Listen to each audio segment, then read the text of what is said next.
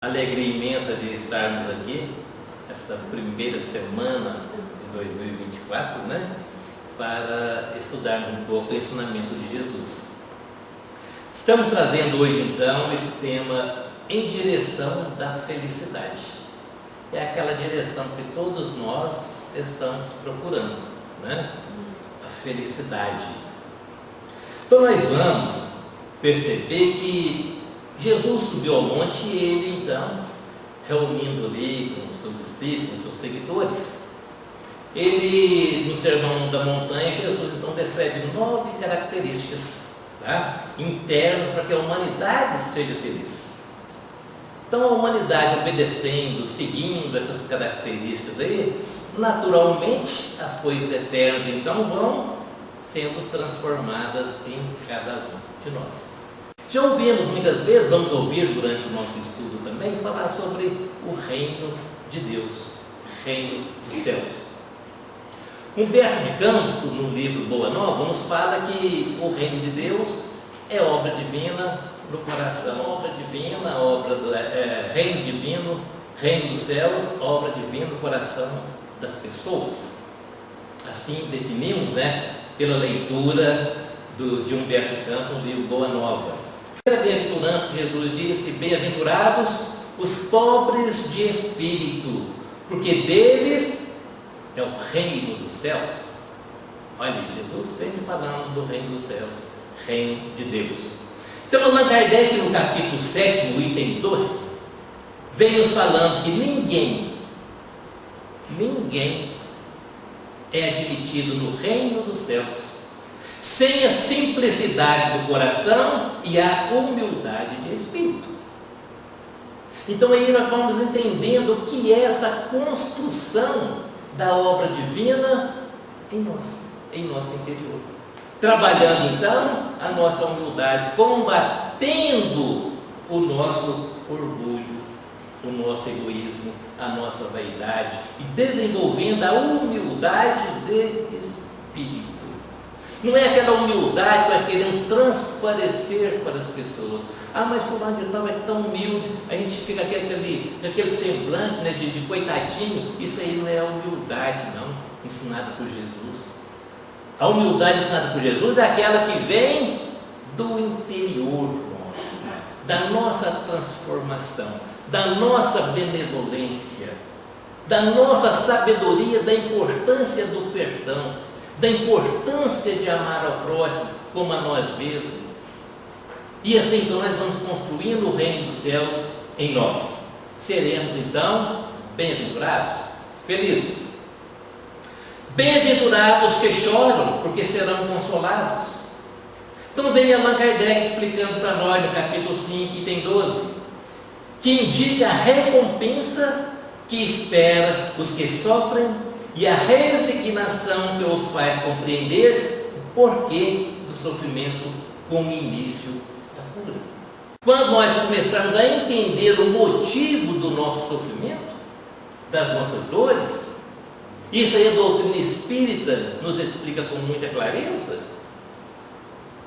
com muita ênfase, principalmente no capítulo 5 do Evangelho segundo o Espiritismo, bem-aventurados os aflitos, para que nós possamos então encontrar, formatar o reino de Deus dentro de nós, parar de julgar, culpar o outro pelo nosso sofrimento, pelas nossas dores. A maioria da humanidade ainda tem esse costume, né?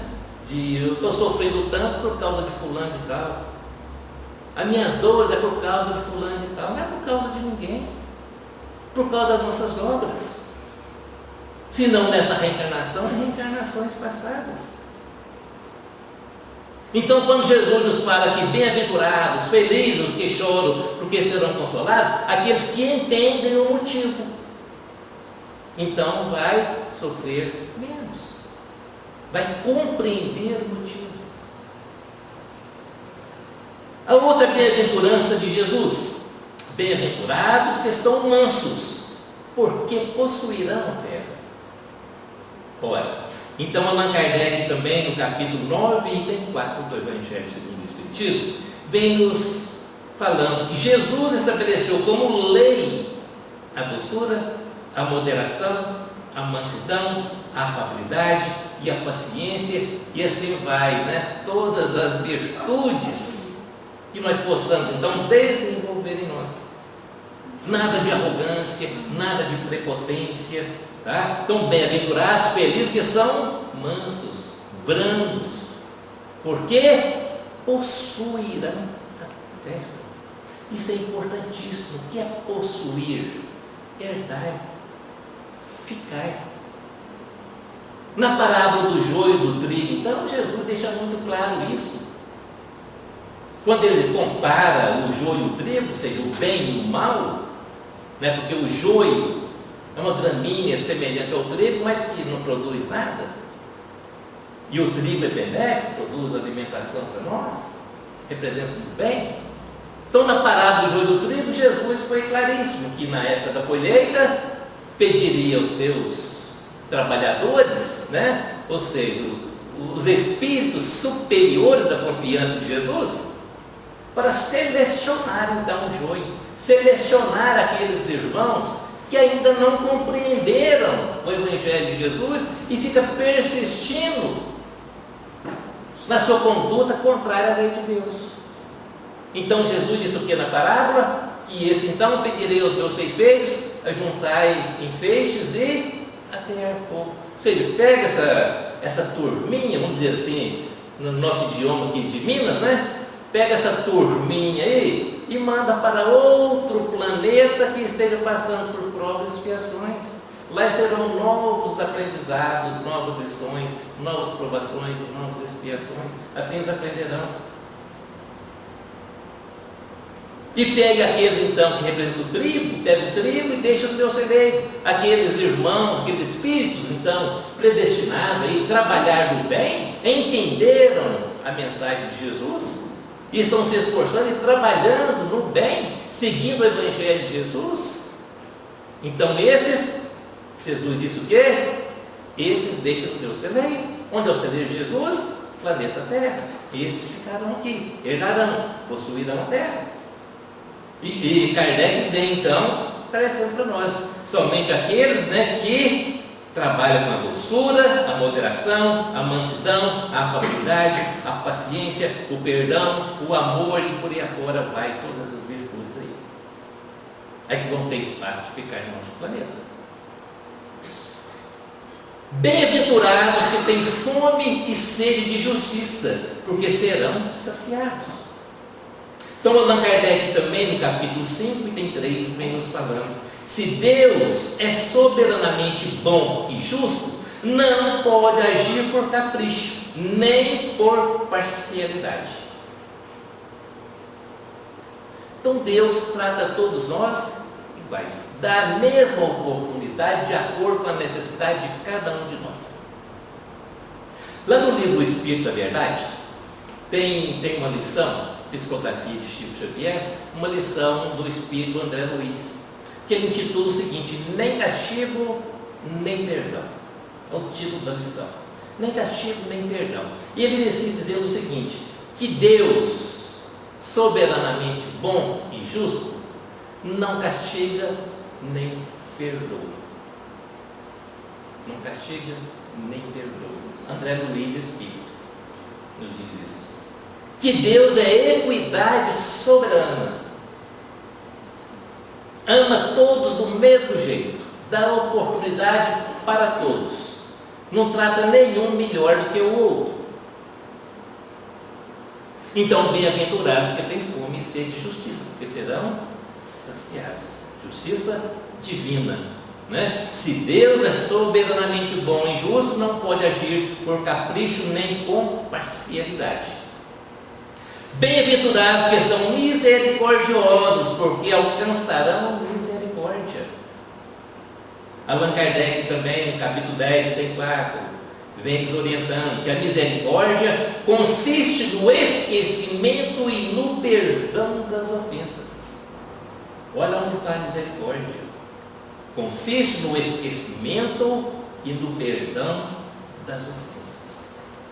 Essa grande virtude tão difícil da humanidade seguir, desenvolver, se chama perdão. Né? Essa é uma das maiores virtudes. Tá? E nós deixamos passar essa oportunidade de desenvolver essa virtude em nós. Então vem Jesus dizendo que bem-aventurados que são misericordiosos, porque alcançaram a misericórdia. É a lei de Deus. Se eu quero ser perdoado, então tem que perdoar. Bem-aventurados que têm puro coração, porque verão a Deus. A pureza do coração é inseparável da simplicidade e da humildade. Ela exclui todo pensamento egoísta e orgulhoso. Nos fala Allan Kardec. Interessante. Felizes, bem-aventurados que têm puro o coração, pureza de coração, sem maldade nenhuma, sem inveja, sem ciúme, sem ganância, sem arrogância, sem egoísmo. Tá certo? Por quê? Porque verão a Deus. Onde está o reino de Deus?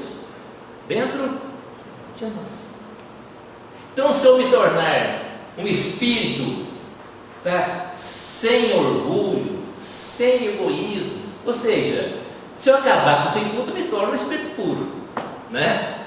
Mas se a gente trabalhar no desenvolvimento, seguindo os passos, aí vamos dizer, de Chico Xavier, nós vamos então, o quê? Ver Deus dentro de nós, em nosso interior. A obra de Deus, o reino de Deus dentro de nós. Para que nós possamos entender o que é Deus, nós temos que trabalhar as nossas virtudes. Lá na Gênesis, Allan Kardec também nos coloca que a maioria do ser humano, quase todos, estão muito distantes de saber o que é Deus. Estamos muito distantes de saber o que é Deus. Nos evangelhos, a gente pega a Bíblia, o Novo Testamento, e lê muitas passagens, quando Jesus dizia, meu Pai que está no céu, vou pedir ao meu Pai para enviar outro Consolador, é uma das passagens. Ele não é nosso irmão. Por que ele não falava então nosso Pai? Vou pedir o nosso Pai, tá? Meu Pai. É porque ele estava falando da sintonia que ele tem com o Pai e que nós não temos. E em outras passagens na Bíblia fala vosso Pai. Quando ele estava, uma passagem bem clara, me parece que é no Evangelho de Marcos, em que ele estava no túmulo, já vazio o túmulo, aliás, e a Maria de Magdala ali esperando. Alguma notícia, alguma coisa, túmulo vazio, na pedra lá, fora do lugar. Ela ouve um barulho perto, tá? Ela acha que é o jardineiro, o zelador ali, dos túmulos, né? E pergunta, quem está aí? Você encontrou meu mestre? E ela vira para trás e vê o mestre materializado. E diz para ela assim, linda essa passagem, tá certo? Maria, não me toques, porque eu ainda não fui para meu Pai, vosso Pai, meu Deus, vosso Deus. Vai e diga aos meus irmãos que eu ainda não fui para meu Pai e vosso Pai, meu Deus, vosso Deus. Linda essa passagem, né? Obedecendo o nosso conhecimento sobre Deus. Então vem essa bem-aventurança, né? Bem-aventurados que tem puro coração. Trabalha a pureza do coração que você vai entender então o que é Deus. Bem-aventurados pacificadores, porque serão chamados filhos de Deus.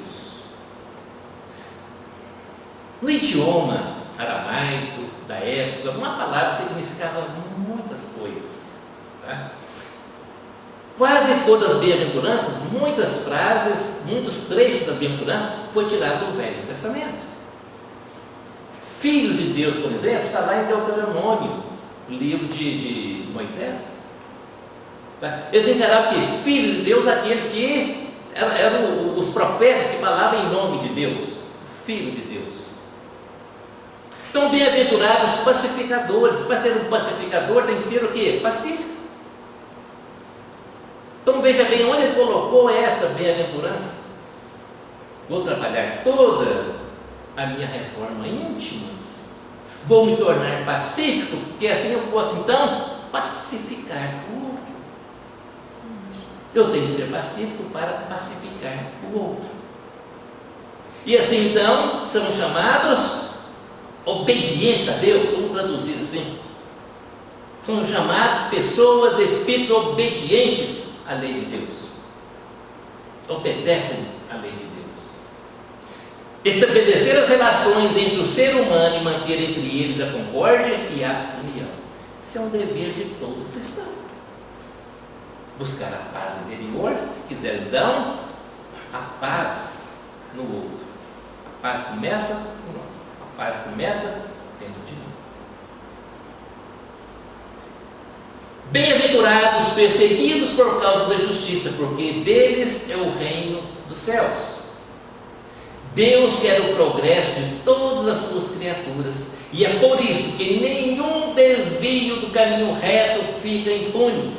Olha, eu cometi algum erro, algum engano, eu vou ter a oportunidade da reencarnação, pegar a carne novamente, entrar na carne novamente, para reparar aquilo que eu deixei de fazer do certo. São as oportunidades, a justiça divina. Reencarnação é a justiça divina para a nossa reparação, para o conserto daquilo que nós fizemos errados. Bem-aventurados sereis quando vos insultarem e perseguirem, e por minha causa disserem todo tipo de calúnia contra vós. Lá no Evangelho segundo o Espiritismo fica bem escondidinho lá. Todas as bem-aventuranças têm no Evangelho, tá? Essa aqui fica lá no capítulo 28, que fala sobre as orações, as preces, né? No item 51, que Allan Kardec faz comentário dessa bem-aventurança. Então Kardec coloca que o tempo das perseguições sangrentas passou, é verdade, mas se não se mata mais o corpo, tortura-se a alma. Lá no cristianismo primitivo, havia muitas torturas por ser cristão. Se falava que era cristão, então era torturado de todas as formas, mortos, né? Entregue aos leões famintos, lá no Coliseu de Roma. Aquele Coliseu tem história, hein? Aquele Coliseu ele tem muita história, tá certo? Mas tem muitos países que ainda matam. Se falar que é cristão, ainda sofre torturas físicas ainda, tá? Mas não tem a tortura física, pelo menos torturas da alma. Mas aquele que suporta, eu sou cristão, não importa o que possa acontecer comigo, esse então será bem-aventurado. Entendeu o Evangelho de Jesus? 614, Allan Kardec pergunta: o que se deve entender por lei natural? O que é lei natural? E os espíritos superiores então respondem para ele assim: lei natural é a lei de Deus, é a única necessária à felicidade do ser humano. Eles não colocaram que é uma das leis, é a única necessária à felicidade do ser humano. É a lei de Deus. Complemento assim: ela lhe indica o que deve fazer ou não fazer, e ele só se torna infeliz porque dela se afasta. Ora, nós estamos afastados da lei de Deus? Aí muitos pensam: mas eu sigo os 10 mandamentos. Para todos, Deus proporcionou os meios de conhecer a sua lei? Pergunta 619. Deus proporcionou para todas as pessoas os meios de conhecer a sua lei? Onde está escrita a lei de Deus? No Evangelho segundo o Espiritismo? Na Bíblia? No Alcorão? Todos podem conhecê-la, mas nem todos a compreendem. Os que melhor a compreendem são as pessoas de bem, os que desejam pesquisá-la. As pessoas de bem e que desejam pesquisá-la. No livro Evangelho segundo o Espiritismo, no capítulo 13, item 10, um espírito protetor coloca o seguinte: que Deus, em sua misericórdia infinita, colocou no fundo de vossos corações uma sentinela vigilante, que se chama consciência. Escutai-a, que somente bons conselhos ela vos dará.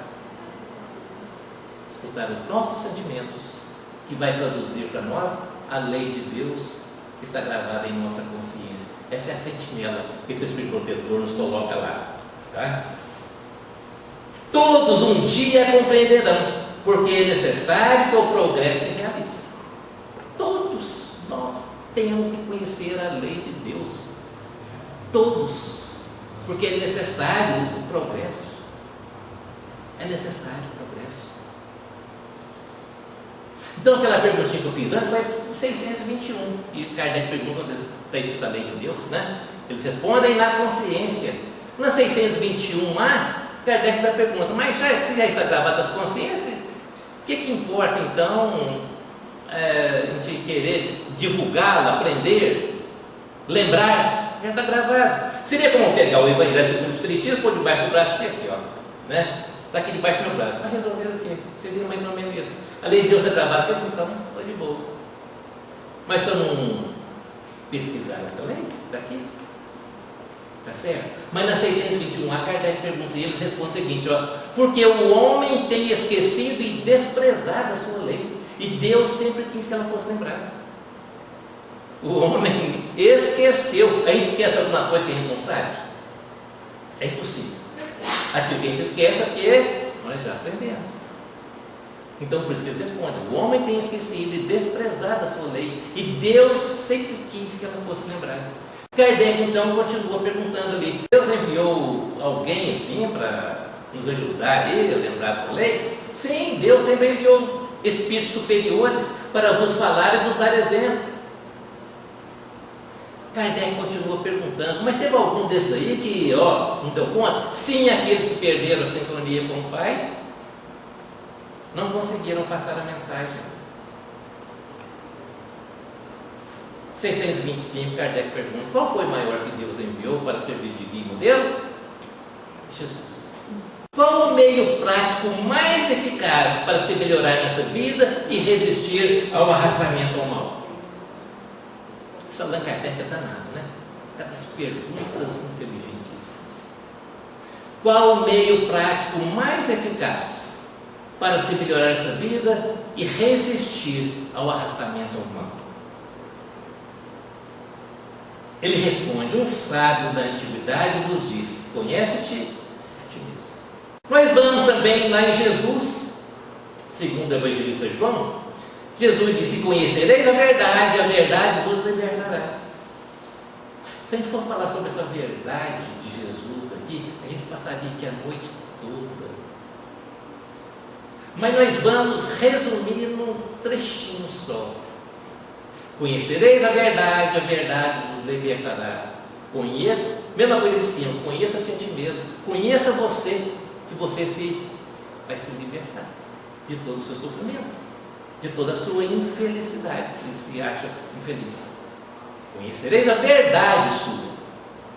Nós conhecemos a nossa verdade? Nós não conhecemos. Podemos dizer que nós não somos aquilo que as pessoas acham que nós somos, mas nós também não somos aquilo que nós achamos que nós somos. Nós somos o que sentimos. E nós sabemos que nós estamos sentindo, não é prestando atenção nem no nosso sentimento. Lembra-se da mensagem do capítulo 13, item 10 do Evangelho segundo o Espiritismo? Deus, em sua bondade infinita, colocou no fundo de vosso coração uma sentinela vigilante, que se chama consciência. Escutai-a, que somente bons conselhos ela vos dará.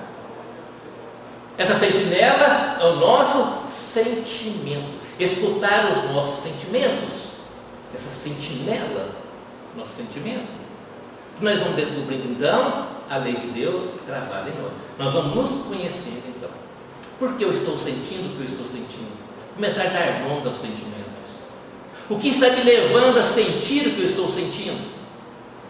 Mas sempre dar nomes aos sentimentos. Se for um sentimento vicioso, trabalhar para reformar, para reverter.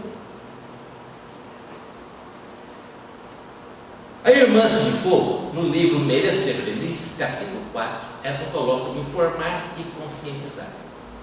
Conhecer não basta, é necessário transformar-se para melhor.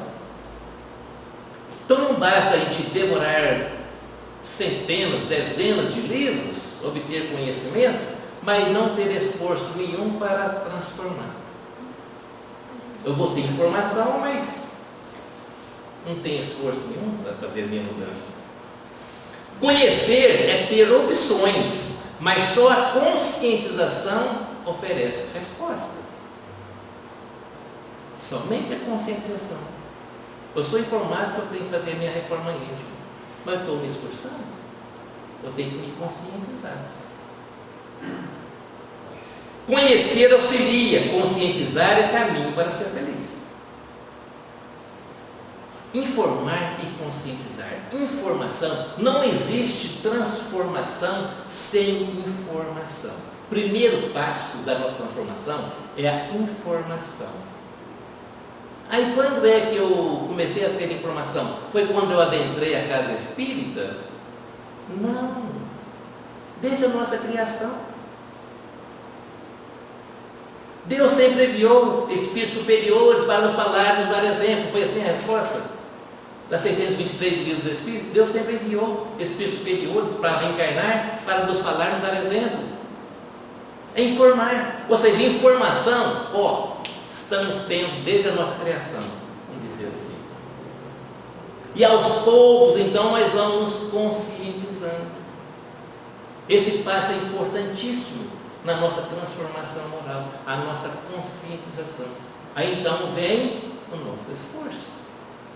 Após a informação, após a conscientização, então vem o meu esforço para combater as minhas más inclinações, as nossas más tendências.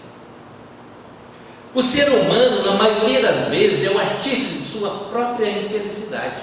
É lá na 621 do Livro dos Espíritos. Praticando a lei de Deus, ele pode poupar-se a muitos males e gozar de uma felicidade tão grande quanto comporta a sua existência num plano grosseiro. E aí? Vamos então? Queremos a felicidade? A direção está indicada para nós. Praticar a lei de Deus. Onde está a lei de Deus? Em nossa consciência. Como eu vou estudar a lei de Deus? Prestando atenção nos meus sentimentos. Essa sentinela vigilante. Que a nossa consciência sempre vai dar os bons conselhos. O que eu estou fazendo de errado, o que eu devo fazer de certo. E assim então nós vamos em direção da felicidade. Pergunta 922 do Livro dos Espíritos. Há uma fórmula comum de felicidade para todas as pessoas? A pergunta é um pouco grande, a gente resolveu só no final. Mas é o seguinte, Kardec perguntou, o que faz a felicidade do um, causa a infelicidade do outro, e vice-versa. Ele quer saber se tem uma fórmula. Vai ter uma fórmula comum de felicidade para todas as pessoas? Ou seja, aquilo que faz você feliz, vai fazer você feliz, aquele lá feliz, todo mundo feliz? Todo mundo feliz? Tem essa fórmula? Kardec era danado por essas perguntas. E há umas perguntas, umas respostas também fantásticas, tá? Quando fala em fórmula, para a gente gravar bem, que é tão importante isso aqui em nossas vidas, assim penso eu, tá? A importância disso aqui para a nossa felicidade, que quando se fala em fórmula, eu pensei em matemática. Eu sou muito ruim em matemática, mas eu pensei assim, de repente deve ter algum bom de raciocínio aqui que possa ajudar a resolver essa questão para nós aí. A resposta deles foi essa aí. Então eles responderam para Kardec, não, tem sim uma fórmula sim. Grava bem. posse do necessário. Para que eu vou ter mais do que eu necessito? O que eu estou fazendo além daquele bem material que não é meu, costumamos falar que é nosso, é meu. Nós estamos administrando, né? Pela bondade de Deus, nos permitiu. Mas aquilo que excede o meu necessário, o que eu estou fazendo em benefício do meu próximo? É a conscientização. Informação nós temos, né? É a conscientização e, então, a luta para a transformação. CT. E para a vida moral ou espiritual, a primeira para a vida material. A outra é para a vida moral ou espiritual, consciência tranquila. E a gente deitar à noite, conforme fala Santo Agostinho, né? Todas as noites eu passava em revista a minha consciência, para ver se tudo que eu fiz para o meu próximo, se fosse feito para mim, eu estaria feliz. Mas fazer isso com sinceridade. Com sinceridade. É a gente, então, ter a consciência tranquila. Que eu estou fazendo para o meu próximo é aquilo que eu gostaria que fosse feito para mim. E para a vida ainda moral e espiritual, fé no futuro. Ora, nós somos seres imortais. Nós vamos retornar para o mundo espiritual e depois nós voltaremos aqui em outro corpo, especialmente preparado para a nossa evolução, de acordo com a nossa necessidade. Assim é a vida. Então, essa resposta curtinha, grave bem, é a questão 922 do Livro dos Espíritos. Tá? Essa fórmula completa, para que todos nós, é uma fórmula que prevalece para todo ser humano encontrar a felicidade. Aí então encontra a felicidade. Ok? Questão 622 do Livro dos Espíritos. Vocês vão decorar essa fórmula. Não é só informação, não. Vocês viram lá que é informar, conscientizar e lutar para transformar. Em direção da felicidade. A gente coloca sempre esses desenhos assim, para a gente gravar também. São assuntos muito importantes que a doutrina espírita traz para nós. Nós devemos gravar bem em nossa mente, né? Em direção da felicidade, a gente pegou então esse desenho de uma travessia, né? De um lado para outro. E tem uma corda. Para atravessar de um lado para outro, para essa travessia, essa corda, vamos dizer que é a nossa existência. A nossa existência é necessário o quê? Muito equilíbrio, desenvolver as virtudes, ter coragem, a consciência tranquila, né? A fé no futuro, saber que vai chegar do outro lado feliz, a consciência tranquila, que não prejudicou ninguém, o desapego e assim ter esse equilíbrio. Tem um que já passou lá nessa existência e ele então encontrou a felicidade, está feliz. Por quê? Ele conscientizou e trabalhou sobre a posse do necessário, a consciência tranquila e a fé no futuro. Ele passou essa existência tranquilo, feliz, encontrou a felicidade. Uma mulherzinha que já tem coragem, já encontrou coragem, né? E vamos adiante, não está lamentando de nada, está reclamando de nada, não está falando mal de ninguém. Vai passar pela vida, pela corda da vida, com equilíbrio. Se ela não tiver equilíbrio, ela vai cair.